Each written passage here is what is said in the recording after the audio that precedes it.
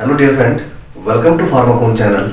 Today I am discussing about complexometric indicators. इससे पहले हम लोग कॉम्प्लेक्सोमेट्रिक टाइट्रेशन का इंट्रोडक्शन देख चुके हैं। साथ ही साथ हम ये जान चुके हैं कि कॉम्प्लेक्सिंग एजेंट क्या होते हैं और कितने प्रकार के होते हैं। साथ ही साथ आपको आगे बढ़ने से पहले यानी कि यूनिट में और आगे प्रोसीड करने से पहले आपको ये जानना जरूरी है कि कॉम्प्लेक्सोमेट्रिक इंडिकेटर क्या है, कैसे काम करते हैं और कौन कौन से उनके एग्जाम्पल हैं। तो लेट्स प्रोसीड। सबसे पहले हम बात करते हैं कॉम्प्लेक्सोमेट्रिक इंडिकेटर्स के बारे में। इंडिकेटर्स आप लोग जानते ही हैं, इंडिकेटर्स ऐसा पदार्थ होता है जो आपको किसी बारे में इंडिकेट करता है। अगर हम बात करते हैं टाइट्रेशन के केस में तो ये ऐसा सबस्टांस है जो कि आपको एंड पॉइंट इंडिकेट करता है बाय चेंजिंग देयर कलर। ठीक है, जैसे कि आप लोग अभी तक देखते आ रहे हैं acid base titration indicator, redox indicator, precipitation indicator, same आपका कॉम्प्लेक्सोमेट्रिक इंडिकेटर है। जैसे कि हर टाइट्रेशन में अलग अलग रिएक्शन इन्वॉल्व होती है, ऐसे ही इंडिकेटर भी अलग अलग रिएक्शन में पार्टिसिपेट करता है। जैसे कि आप लोगों ने देखा था कि एसिड बेस टाइट्रेशन में जो आपका एसिड बेस इंडिकेटर होता था वो न्यूट्रलाइजेशन रिएक्शन में पार्टिसिपेट करता था। प्रेसिपिटेशन टाइट्रेशन में आपका इंडिकेटर प्रेसिपिटेशन रिएक्शन में पार्टिसिपेट करता था। सेम आपका यहाँ पर होगा। ठीक है, आपका यहाँ पर होगा क्या कि ये भी आपका कॉम्प्लेक्सोमेट्रिक रिएक्शन में या कॉम्प्लेक्सेशन में इन्वॉल्व होगा। ठीक है, देखो जैसे कि आपका क्या होता था एसिड बेस टाइट्रेशन की अगर मैं बात करता हूं, मैं यहाँ पे लिख रहा हूँ शॉर्ट में एसिड बेस इंडिकेटर की अगर मैं बात करता हूं तो उसके पास में या तो H+ होगा, ठीक है, या OH- होगा। ये तो बात हो रही थी ना, वीक एसिड होते हैं, वीक बेस होते हैं। तो अगर आपका टाइट्रेंट एसिडिक है तो वीक एसिड यूज होता था, अगर टाइट्रेंट आपका वीक बेस है तो वीक बेसिक यूज होता था। तो फाइनली क्या होता था, सॉरी एनालाइट, ठीक है, दैट मीन अगर आपका एनालाइट एसिडिक है, मान लेते हैं HCl है, तो आपका इंडिकेटर एसिडिक था। अगर आपका एनालाइट NaOH है या कोई बेसिक है तो आपका बेसिक इंडिकेटर यूज होता था। फाइनली क्या होता था, आपके टाइट्रेंट के साथ में सबसे पहले सैंपल रिएक्शन करता था, है ना, फिर इंडिकेटर रिएक्शन करता था। एक्सेस अमाउंट जब आपका टाइट्रेंट का आता था तब आपका इंडिकेटर रिएक्शन करता था और कलर चेंज करता था। ठीक है, ऐसे ही आपका प्रेसिपिटेशन टाइट्रेशन में होता था, पीटी लिखा है मैंने शॉर्ट फॉर्म में। यहाँ पे क्या होता था, आपके इसके पास में कुछ आपके एनायंस होते हैं जो कि आपके सिल्वर आयन के साथ में रिएक्शन करके प्रेसिपिटेट बना सकते हैं। जैसे कि मैंने बात की थी आपका CrO4- क्रोमेट आयन होता था और ये सिल्वर के साथ में रिएक्शन करके आपका Ag2CrO4 का फॉर्मेशन करता था, यानी कि सिल्वर क्रोमेट का फॉर्मेशन करता था। लेकिन ये सिल्वर क्रोमेट आपका कब बनता था, जब आपका AgCl पूरा बन जाता था, यानी कि सैंपल के रिएक्शन करने के बाद में रिएक्शन करता था। सेम आपका यहाँ पर होगा, चूंकि आपका कॉम्प्लेक्सोमेट्रिक इंडिकेटर आपका मेटल आयन इंडिकेटर भी होता है, यानी कि उसको हम PM इंडिकेटर से भी डिनोट करते हैं, यानी कि इसके पास भी मेटल आयन होगा और सैंपल में भी आपका मेटल आयन है, यानी कि सैंपल ही आपका मेटल आयन है। तो जो आपका टाइट्रेंट होगा, यानी कि जो आपका कॉम्प्लेक्सिंग एजेंट होगा, वो पहले सैंपल के मेटल आयन से रिएक्शन करेगा। जब वहां पे रिएक्शन कंप्लीट हो जाएगी तब आपका कॉम्प्लेक्सिंग एजेंट इस इंडिकेटर के साथ में रिएक्शन करेगा। ठीक है, इसमें जो प्रेजेंट मेटल आयन है उसके साथ में रिएक्शन करेगा, तब जाकर आपका कलर चेंज होगा। ठीक है, तो सेम ही चीज है, कोई डिफरेंस नहीं है, बस रिएक्शन अलग अलग पार्टिसिपेट कर रही है। तो अगर मैं बात करना चाहूं आपको डेफिनेशन के बारे में, a complexometric indicator is an ionochromic dye, है ना। आयनोक्रोमिक डाई का मतलब क्या होता है, ऐसी डाई जो अपनी आयनिक फॉर्म में आने पर या फ्री फॉर्म में आने पर क्रोम देती है, मतलब कलर देती है, कलर प्रोड्यूस करती है। So a complexometric indicator is an ionochromic dye that undergoes a definite color change in presence of a specific metal ion। तो आपके जो कॉम्प्लेक्सिंग इंडिकेटर्स होते हैं वो आयनोक्रोमिक डाइज होती हैं, जो कि किसी स्पेसिफिक मेटल आयन के कांटेक्ट में आने पर, ठीक है, स्पेसिफिक मेटल आयन के सॉल्यूशन के साथ यूज किए जाने पर क्या होता है, उसका कलर चेंज होता है। ठीक है, और नॉट ओनली मेटल आयन, यहाँ पर कॉम्प्लेक्सिंग एजेंट यहाँ पर रिएक्शन करता है। ठीक है, इसके बाद it forms a weak complex, ये एक वीक कॉम्प्लेक्स का फॉर्मेशन करता है, क्योंकि स्ट्रॉन्ग कॉम्प्लेक्स उसका बनेगा जिसकी कंसंट्रेशन ज्यादा होगी और कंसंट्रेशन मेटल आयन की सैंपल में ज्यादा होगी, इंडिकेटर में बहुत कम मात्रा में होगी, तो इसका कॉम्प्लेक्स भी क्या बनेगा, आपका वीक बनेगा। It forms a weak complex with the ions present in the solution, ठीक है, which has significantly different color from the form existing outside the complex. ठीक है, इसका वी कॉम्प्लेक्स बनेगा। ठीक है, किसके साथ में, जो आयंस आपके प्रेजेंट होंगे सॉल्यूशन के अंदर। ठीक है, आयंस का मतलब है जो कॉम्प्लेक्सिंग एजेंट आपका प्रेजेंट होगा और उस कॉम्प्लेक्स का क्या होगा आपका, ठीक है, उस कॉम्प्लेक्स का कलर क्या होगा आपका, डिफरेंट होगा उसके ओरिजिनल कलर से। ठीक है, यहां पर एक कंफ्यूजन क्रिएट ये होता है, देखो यहां पर बोला जा रहा है कि कॉम्प्लेक्स का कलर अलग है। ठीक है, आपको दो ही बातें याद रखनी है। अगर इंडिकेटर आपका मेटल आयन के साथ में जुड़ा हुआ है, यानी कि मेटल इंडिकेटर कॉम्प्लेक्स है, तो कलर कुछ और होगा। ठीक है, और जब एंड पॉइंट आएगा तो इंडिकेटर फ्री फॉर्म में आ जाता है, यानी कि जो उसने मेटल आयन गेन किया है या उसके पास जो पहले से था उस मेटल आयन को वो कॉम्प्लेक्सिंग एजेंट को दे देगा ताकि कॉम्प्लेक्स बन सके, और आई यानी कि इंडिकेटर आपका फ्री हो जाएगा, तब जाकर दूसरा कलर आएगा। ठीक है, तो significantly different colour from the form of existing outside the complex. Complex में अलग कलर है और कॉम्प्लेक्स से बाहर अलग कलर उसके पास में, यानी कि फ्री फॉर्म में अलग कलर है। Also known as PM indicator, हम इनको पीएम इंडिकेटर भी बोल सकते हैं। ठीक है, पीएम का मतलब क्या होता है, जैसे आप लोग पीएच की बात करते हैं। ठीक है, फॉर एग्जांपल आप एसिड बेस इंडिकेटर की बात कर रहे हैं तो पीएच इंडिकेटर हो सकता है क्योंकि वहां पे H प्लस की जरूरत पड़ती है। ठीक है, यहाँ पे मेटल आयन की जरूरत पड़ती है तो that's why power of metal हो सकता है, यानी कि पीएम इंडिकेटर हो सकता है। ये बात समझ में आ गई। Now move on to the mechanism of action of indicator. यहाँ पे आपका क्लियर हो जाएगा कि क्या हो रहा है, कि इंडिकेटर काम कैसे करता है। देखो बेसिकली मैंने आपको बताया,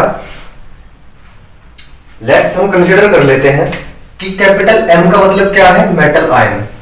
ठीक है, मेटल आयन को हमने डिनोट किया है कैपिटल एम से, और इंडिकेटर को हमने डिनोट किया है आई से। ठीक है, और एम आई से इंडिकेट किया है हमने मेटल इंडिकेटर कॉम्प्लेक्स को, और ईडीटीए से हमने डिनोट किया है टाइट्रेंट को या फिर चिलेटिंग एजेंट को। ठीक है, तो यहां पर देखिए आपके सॉल्यूशन में क्या क्या होगा। अगर मैं यहां पे ब्लॉक डायग्राम करना चाहूं, for example this is burette. ठीक है, मैं छोटा सा आपको दिखा रहा हूं, और ये आपका कोनिकल फ्लास्क है। तो यहां पे तो आपका टाइट्रेंट रहेगा, टाइट्रेंट का मतलब है ईडीटीए रहेगा। ठीक है, और कोनिकल फ्लास्क में आपका सबसे पहले तो सैंपल रहेगा, वो सैंपल है क्या आपका, मेटल आयन। मेटल आयन तो पता करते हैं हम लोग यहाँ पे। और दूसरी चीज आपकी रहेगी यहाँ पर एम आई, यानी कि मेटल आयन इंडिकेटर कॉम्प्लेक्स। आपका जो इंडिकेटर की ओरिजिनल फॉर्म होगी वो आपकी ये होगी, यानी कि इंडिकेटर आपके मेटल आयन के साथ में कंबाइंड रहता है। ठीक है, तो colour of the metal mediated complex, यानी कि जब ये तीनों आपके एक कोनिकल फ्लास्क में आएंगे तो होगा क्या, सबसे पहले ये ईडीटीए इस फ्री मेटल आयन के साथ में रिएक्शन करेगा, यानी कि जो मेटल आयन सैंपल का है इसके साथ में रिएक्शन करके क्या बनाएगा, एम ईडीटीए का कॉम्प्लेक्स बनाएगा।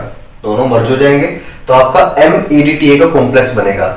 जैसे मेटल आयन आपके कंप्लीटली कन्वर्ट हो जाएंगे कॉम्प्लेक्स में, अब ईडीटीए का जो एक्सेस अमाउंट होगा, ठीक है, जो ज्यादा अमाउंट होगा वो ज्यादा अमाउंट रिएक्शन करेगा इस एम आई के साथ में। ठीक है, अब यहाँ पे जो एम आई में एम है, यानी कि इस कॉम्प्लेक्स में जो मेटल है, अब ये ईडीटीए उस मेटल के साथ में रिएक्शन करेगा और उसको भी कन्वर्ट कर देगा ये कॉम्प्लेक्स में। तो फाइनली होगा क्या, एट द एंड पॉइंट आपका ये आई जो कॉम्प्लेक्स की फॉर्म में था ये फ्री हो जाएगा, क्योंकि एम तो इसका कॉम्प्लेक्स में कन्वर्ट हो गया, तो आई आपका ओरिजिनल कलर में आ जाएगा। ठीक है, original colour of the indicator, यानी कि इस कलर में चेंज हो जाएगा।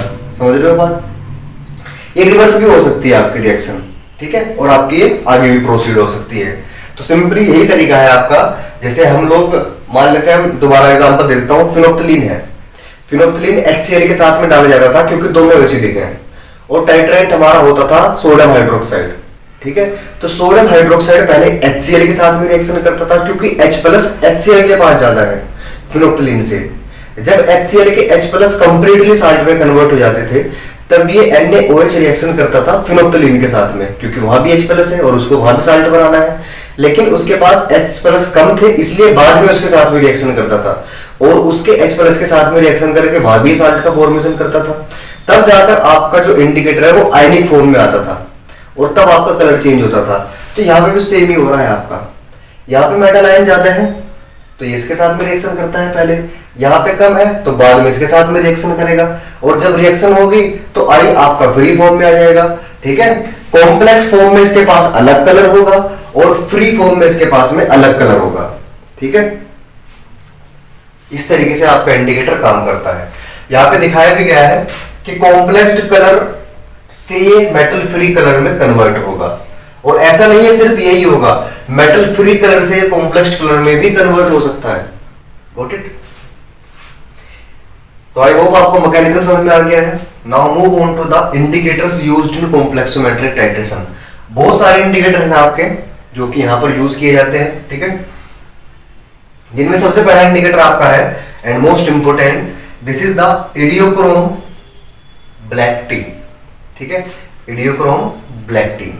इडियोक्रोम ब्लैक टी सबसे ज्यादा यूज किया जाने वाला इंडिकेटर यहां पर आपका है, जिसको अगर हम बनाने की बात करें तो प्रिपेयर्ड बाय 0.15 ग्राम। ठीक है, 0.15 ग्राम अगर हम ईबीटी का लेते हैं यानी कि इडियोक्रोम ब्लैक टी का लेते हैं और उसको डिसोल्व कर देते हैं 25 ml यानी कि 25 ml ऑफ ट्राई इथेनोलामाइन में, तो दोनों को मिक्स करने के बाद आपको क्या मिलता है? इडियोक्रोम ब्लैक टी इंडिकेटर प्राप्त होता है। Again I am repeating, 0.15 gram EBT यानी कि eriochrome black T and mix into the 25 ml of triethanolamine. इस तरीके से आप इसको प्रिपेयर कर सकते हो। इसके बहुत सारे नाम हैं, जैसे कि आपने सुना होगा सोलोक्रोम ब्लैक टी। ठीक है, सोलोक्रोम ब्लैक टी भी इसे बोलते हैं, और मोर्टेंट ब्लैक सेकंड। ठीक है, mordant black second also the name of eriochrome black T.